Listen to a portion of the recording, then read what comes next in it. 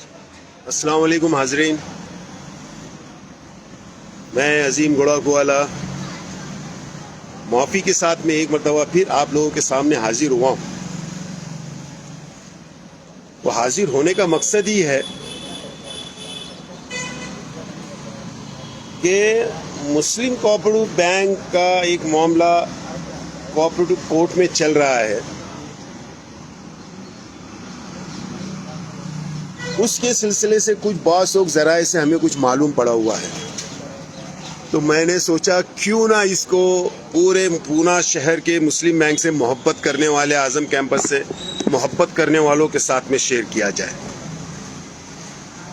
दोबारा आ रहा हूँ मैं आप लोग के सामने। आज सुबह भी मैंने फेसबुक लाइव डाला और अभी भी आपके सामने फिर एक मरतबा हाजिर हुआ हूँ, मगर ये थोड़ी सी मामला ऐसा था कि हमें आपके सामने आना पड़ा। तो पता है क्या मामला है हाजरीन?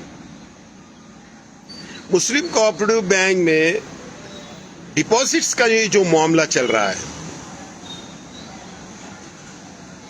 क्या बोला जा रहा है, इनामदार के लड़के की जानिब से, इनामदार की अहलिया की जानिब से क्या बोला जा रहा है कि हम डिपॉजिट निकाल लेंगे। मतलब आपको बैंक से मोहब्बत नहीं है, आपको बैंक में अगर पोस्ट नहीं मिली तो आप डिपॉजिट निकाल लोगे। अगर आपको ऐसा लगता है कि आप बैंक के अंदर सत्ता में नहीं आना, सत्ता में नहीं रहेंगे, तो आप डकार देते हो, धमकाते हो, डायरेक्टर्स को धमकाते हो, बैंक के शेयर होल्डरान को धमकाते हो। जनरल बॉडी में बारहा आप इनके लोगों ने, इनामदार साहब ने और आबेदा मैडम ने उनकी यहाँ पर स्कूलों की मीटिंग में या बैंक के डायरेक्टर लोग के साथ में मीटिंग में उन्होंने धमकाया है कि हम डिपॉजिट निकाल लेंगे। उसी के मद्देनजर रखते हुए कोर्ट के अंदर हमें जो बासों जराए से मालूम पड़ा हुआ है कि जो डिपॉजिट्स आजम कैंपस के हैं,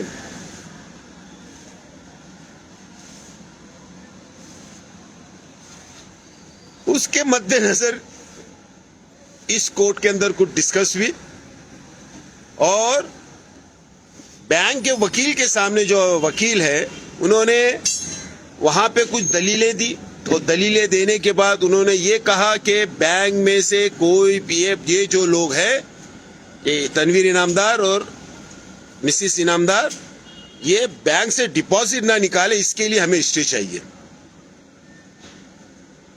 ये चीजें आपको बताना मकसद था कि किस तरीके का घमासान कोर्ट के अंदर इस मुस्लिम कोऑपरेटिव बैंक के सिलसिले से, डिपॉजिट्स के सिलसिले से चल रहा है। हाजरीन, आप इस मामले को समझिए। आप जो लोग कल तक पूना शहर के लोगों को और बैंक के कुछ डायरेक्टर हजरात जो उनको छोड़कर हमारे साथ में आ गए थे, उसमें एडवोकेट अय्यूब भी है, बबलू भी है और उनके साथ के डायरेक्टर, वो यही दलील दे रहे थे कि इन लोग डिपॉजिट निकाल देंगे तो बैंक डूब जाएगी। मगर रिजर्व बैंक के, मैंने इससे पहले भी कुछ चीजें बताई थी रिजर्व बैंक के बारे में, कि रिजर्व बैंक ने ये कहा था कि अगर ये लोग पूरे पैसे भी निकाल लिए तो आपकी बैंक के ऊपर कोई खतरा मंडराएगा नहीं, आपकी बैंक चलती रहेगी।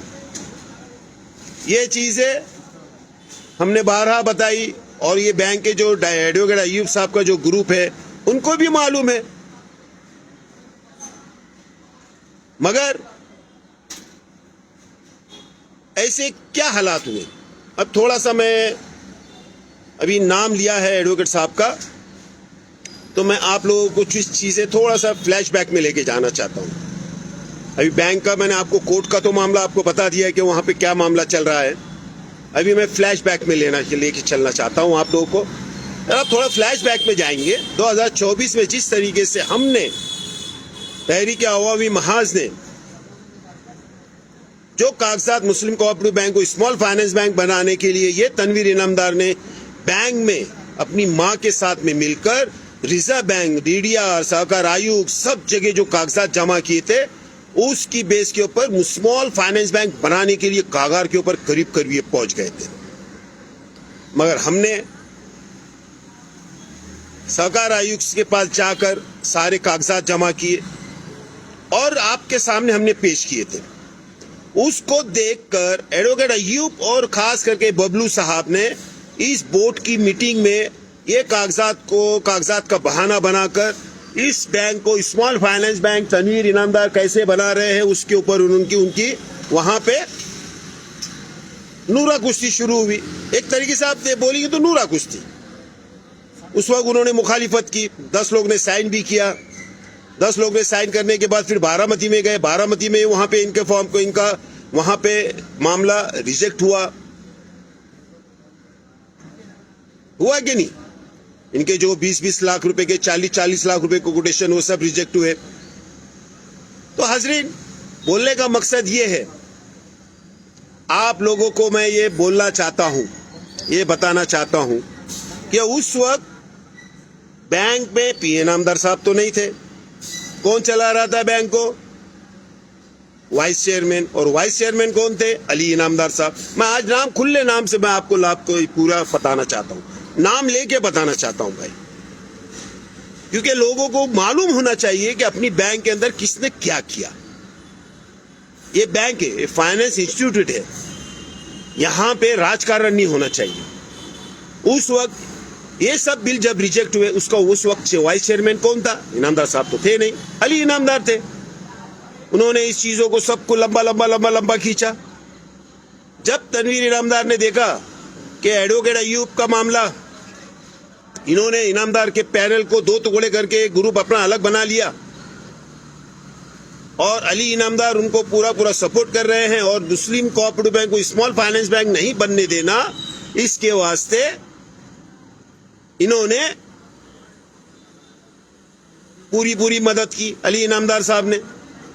अब तनवीर इनामदार साहब को लगा, बोला अपने मेरा जो सपना था, मेरा जो ख्वाब था, इस मुस्लिम कोऑपरेटिव बैंक को अपनी फैमिली के नाम पे करवा के स्मॉल फाइनेंस बैंक बनवा के अपनी फैमिली के नाम पे करवा के लेने के लिए काम उन्होंने किया था।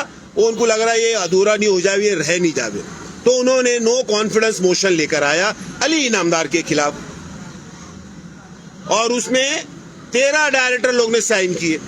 कागजात ये हमने आपको दिखाए थे।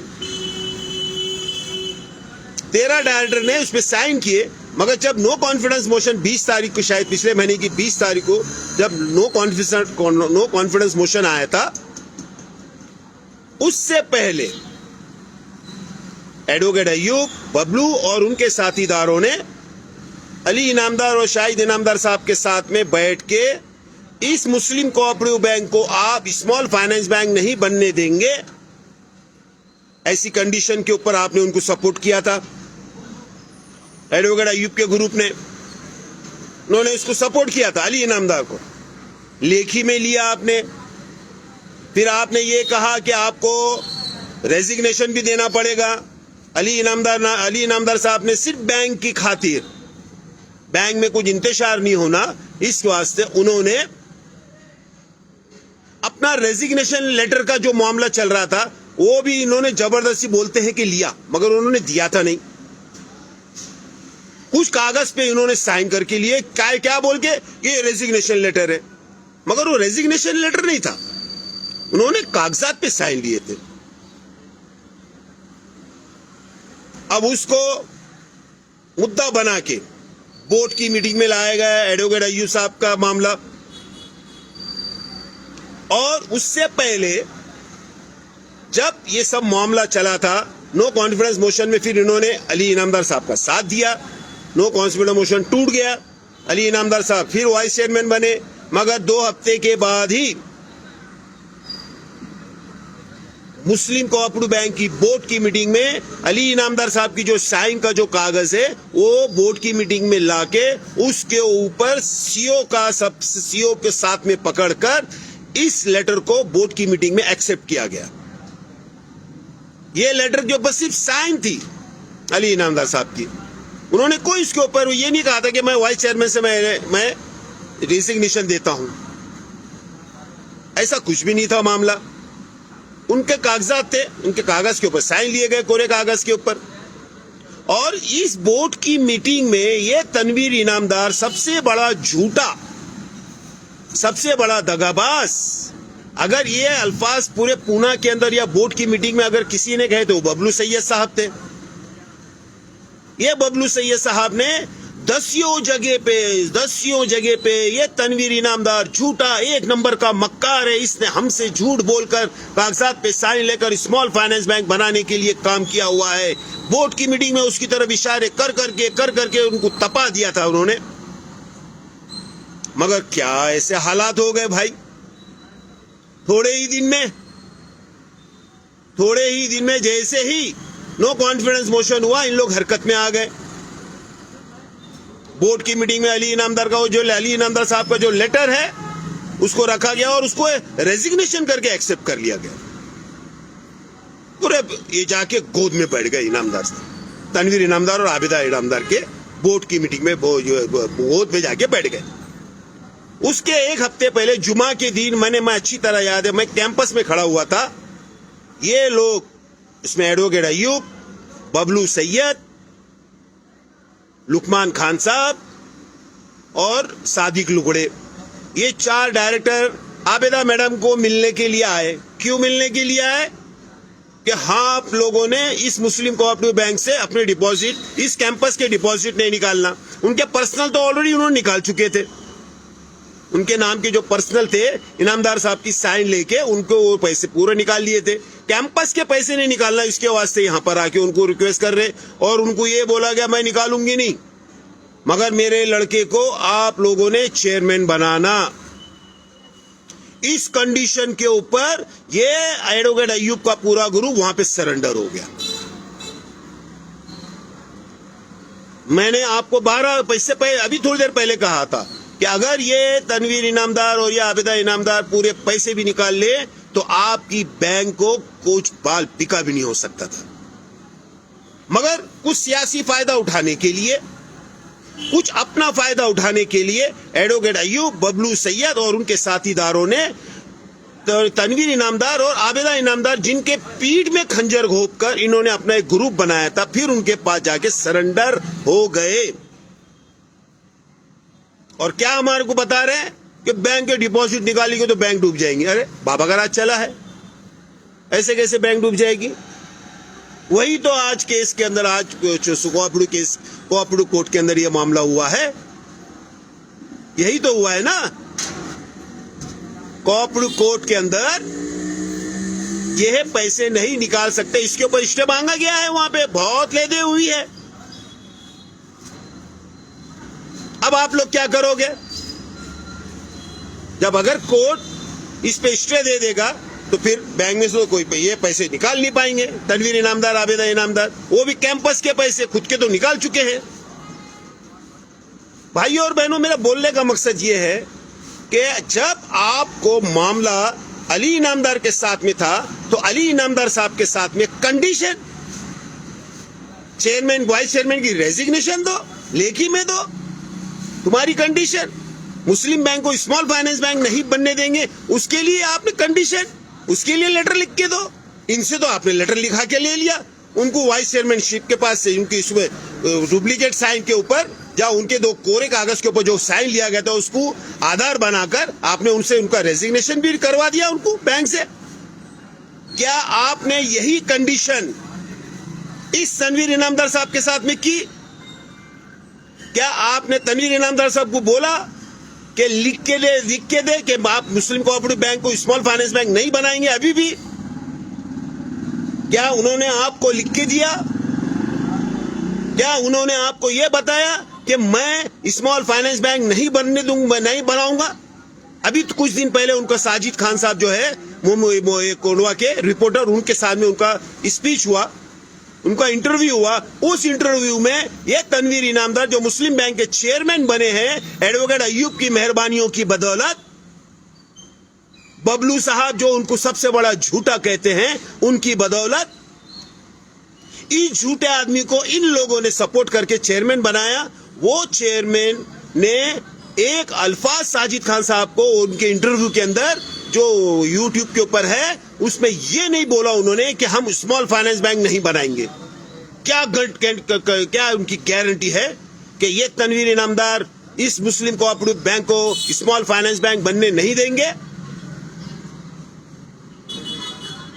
क्या राजकारण चला हुआ है? ये कौन सा राजकारण चला हुआ है? पहले तो आप खूब गालियां देते हो, उनके पीठ में खंजर घोंपते हो, उसके बाद एडवोकेट अय्यूब साहब और उनका पूरा ग्रुप फिर जाके उनकी गोद में बैठ जाता है और पूना के लोगों को यह बताने की बावर कोशिश की जाती है कि अगर डिपॉजिट निकालिए तो बैंक डूब जाएगी। अरे निकलने देना था, चेयरमैन तो आप भी बन सकते थे। पूरा माहौल बना दिया था आपने, आप अल्लाह के करम से पूरा माहौल बन चुका था, आपके साथ में पूरा पूना साथ में खड़ा हुआ था कि आपने स्मॉल फाइनेंस बैंक नहीं बनना, उसके लिए आपने जो पहल की थी उसके लिए, मगर आपने तो क्या ऐसे हालात हो गए कि आप जाके सरेंडर हो गए सिर्फ डिपॉजिट्स के नाम के ऊपर। देख लो अभी कोर्ट के अंदर क्या होगा। बासोक जराए से तो हमें मालूम पड़ा है कि कोर्ट में तो क्या होने का है, अभी कैसे निकालेंगे पैसे देख लेंगे हम भी। हाजरीन, मैंने आपके सामने ये जो चीजें रखी हुई है, हम चाहते हैं कि इसके सिलसिले से भी आप लोगों ने इन लोगों से बात करना चाहिए। एक फोटो मैं पूना शहर के लोगों को दिखाना चाहता हूं जो व्हाट्सएप के ऊपर बड़े जोर और शोर से चला था। ये दिख रहे हैं, आप लोग देख रहे हैं भाई, ये मेरा फोटो नहीं है, ये मैंने नहीं डाला है। पूना शहर के मुस्लिम बैंक से मोहब्बत करने वाले लोगों ने डाला हुआ है। क्या लिखा हुआ है? चोरों की टोली के साथ काम करके उनको ही तिजोरी की चाबी देने का काम किया है। ये एडवोकेट अय्यूब और बबलू सैयद और उनके बैंक के डायरेक्टर हजरात ने, उनके साथीदारों ने ये चला हुआ है पूना में सोशल मीडिया के ऊपर। हाजरीन, इस मामले को समझो। ऐसे क्या हालात हुए भाई कि ये लोगों ने तनवीर इनामदार को मुस्लिम कोऑपरेटिव बैंक का चेयरमैन बना दिया। अब आपने गारंटी ली क्या नहीं ली ये हमें पता नहीं, मगर पूना के लोगों, ये एडवोकेट अय्यूब और ये बबलू सैयद और उनके साथीदारों से आप जरूर पूछे कि आपने जिस तरीके से अली इनामदार के पास से स्मॉल फाइनेंस बैंक नहीं बना उसके लिए लेटर लिया था, वाइस चेयरमैन का जबरदस्ती से उनका साइन लेके, कोरे कागज के ऊपर साइन लेके उनकी वाइस चेयरमैनशिप तुमने छीनी थी सिर्फ इस कंडीशन पे कि हम तुम्हारे को मदद करेंगे नो कॉन्फिडेंस मोशन में। अब तुमने चेयरमैन बनने के लिए तनवीर इनामदार को आपने क्या कंडीशन दी, आपने बताना चाहिए पूना के लोगों को। क्या तनवीर इनामदार ने लेखी में दिया है आपको कि स्मॉल फाइनेंस बैंक मुस्लिम बैंक नहीं बनने देंगे, हम डिपॉजिट्स हम नहीं निकालेंगे, जो डिपॉजिट निकाले हम वो वापिस लाके डाल, लेखी में है या सिर्फ आश्वासन है? क्योंकि बबलू सैयद साहब की बातों पे तो हमको भी भरोसा है कि उनका तो एक ही मामला था, वो तो बोर्ड की मीटिंग में उसने तनवीर इनामदार के मुंह पे बोला था कि सबसे बड़ा झूठा इंसान इस बोर्ड की मीटिंग में कोई है और पूना में है, वो तनवीर इनामदार है। क्या हम उनकी बात पे भरोसा कर सकते हैं? पूना के लोगों, मुस्लिम बैंक से मोहब्बत करने वाले लोगों, मेरी आपसे मुखलिसाना गुजारिश, इनसे सवालात पूछे, इनसे सवालात पूछे। यही बात करने के लिए मैं आपके सामने आया हूं। कुछ दिनों में आप थोड़ा रुकिएगा, इंशाअल्लाह ताला कोर्ट की क्या क्या चीजें आपके सामने हम पेश करेंगे, जो भी होने वाली है हम आपके सामने आएंगे। अल्लाह हाफिज।